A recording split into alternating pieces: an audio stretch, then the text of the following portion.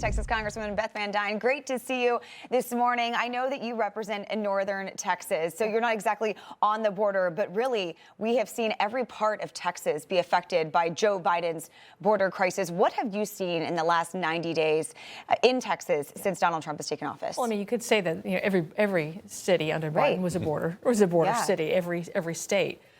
Texas, you're right, got an undue brunt because we had, 60% of all of the illegal immigration flowed through Texas. So what we've seen in, since Trump took office basically was, pretty much a halt. You've seen 95% a decrease in the number of illegal crossings. You're seeing our local elected officials working with our federal elected officials. You're seeing our state officials. I mean, look at Greg Abbott, the partnership now that he has with this new president. It's remarkable. And it's amazing that they were able to do it without any new bills coming through Congress. He just needed a president that took it seriously. And Tom Homan, I will tell you, I mean, that guy is a rock star.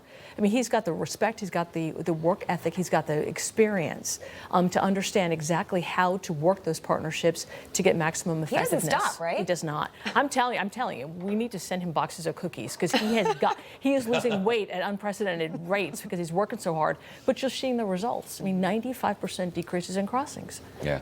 Well, at the same time, you've got all this success. Yeah. You've got some of your colleagues from the other side of the aisle who are running to El Salvador, going today, in fact, I think Maryland Senator Chris Van Hollen, to actually protest, chant, do whatever they do in favor of an illegal immigrant and an alleged gang member and demanding he be returned to the United States. Now, I know you took to X on this last night to let your thoughts be known on that. It just doesn't make any sense to me. It doesn't make any sense at all. I mean, the whole purpose of having laws is that they are followed, that they are enforced. I mean, we are the rule makers, right? We're the law makers, and then we complain when our agencies are actually trying to do that. You are having one example of a member that they're claiming did not have his rights were somehow violated. He didn't have due process. As Ron was telling you just a moment ago, he absolutely did. He got to go through the court process. He got to appeal it. His appeal was denied, and he's being sent back to El Salvador. You come into our country illegally. You have no right to be here. It wasn't as if he went through, the asylum process. Absolutely not. And unfortunately, they're using one example to try to cast, the shadow on the entire effort. The fact is that where were they the last 4 years when you had over 20 million people enter our country illegally? How many gang members? How many people from the terrorist watch list? How many murderers? How many drug dealers and human traffickers? Where was this outrage then? You're seeing it now, one example, and a poor example at best. So I'm assuming that you're not going to be considering illegals Texans, like Chris Van Hollen called this guy a Marylander. I am not. I am not. I'm sorry, but you are here illegally. You have no right to be here.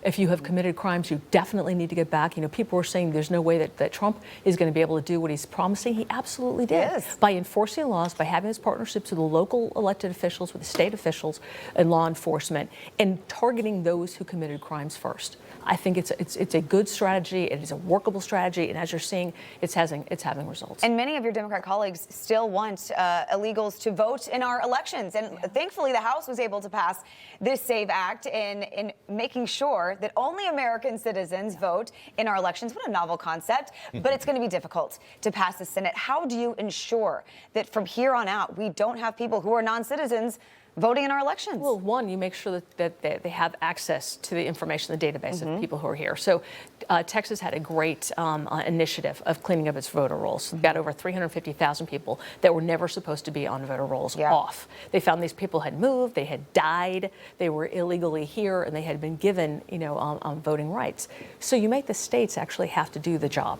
And if you're going to get money to be able to, conduct your federal dollars, you have to follow the law.